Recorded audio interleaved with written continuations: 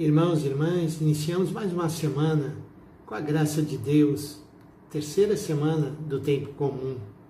O Evangelho para hoje, para a nossa meditação, é Marcos capítulo 3, de 22 a 30. Marcos, já desde o início do seu Evangelho, vai mostrando como Jesus vai revelando, pouco a pouco, a sua identidade, ele como Messias, ele como um Filho de Deus. Isso, desde o início, vai suscitando também muita oposição. Então, a cena que nós vamos narrar hoje, começa essa discussão entre os mestres da lei e falando a respeito de Jesus, criticando Jesus, colocando em dúvida se ele realmente estava falando em nome de Deus. O Evangelho diz assim: naquele tempo, os mestres da lei, que tinham vindo de Jerusalém, diziam que ele, Jesus, estava possuído por Beelzebul e que era pelo príncipe dos demônios que ele expulsava os demônios. Nós sabemos, que uma das principais atividades do ministério público de Jesus era libertar aquelas pessoas que estavam oprimidas pelos maus espíritos. E isso causava sempre uma grande comoção em todo o povo. E esse era um sinal de que ele era o Messias.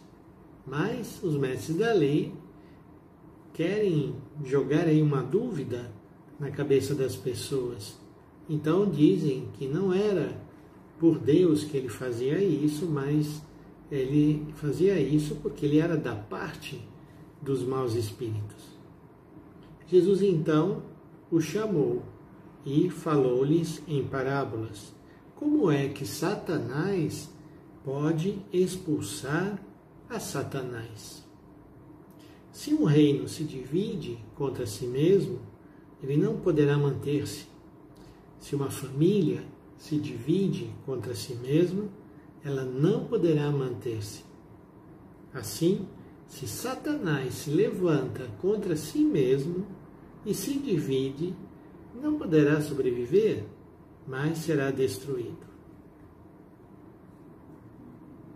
Portanto, não tem lógica dizer que é pelo príncipe dos demônios que Jesus expulsa os demônios, porque ele faria isso se ele realmente é movido pelo príncipe dos demônios. Jesus acrescentou uma outra parábola. Ninguém pode entrar na casa de um homem forte para roubar seus bens sem antes o amarrar. Só depois poderá saquear a sua casa. Portanto, não podemos jamais atribuir ao mau espírito, ao príncipe dos demônios, aquilo que é a ação de Deus. E Jesus então acrescenta que este é talvez o maior pecado que nós possamos fazer. Algo que está sendo feito sob a inspiração do Espírito de Deus e a gente dizer que isso não vem de Deus. Então Jesus disse assim: em verdade eu vos digo, tudo será perdoado aos homens, tanto os pecados como qualquer blasfêmia que tiverem dito. Mas quem blasfemar contra o Espírito Santo nunca será perdoado, será culpado de um pecado eterno. Jesus falou isso porque diziam: ele está possuído por um espírito mau. Portanto, quando a Bíblia fala do pecado contra o Espírito Santo e que não tem perdão, é porque é um pecado que não reconhece a ação de Deus como sendo ação de Deus.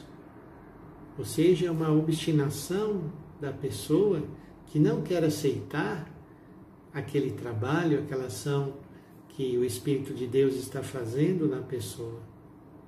E uma pessoa que age dessa forma, ela mesma se torna incapaz de receber o perdão. Porque para que nós sejamos perdoados, é necessário que tenhamos fé na ação de Deus, fé no poder de Jesus de perdoar os pecados.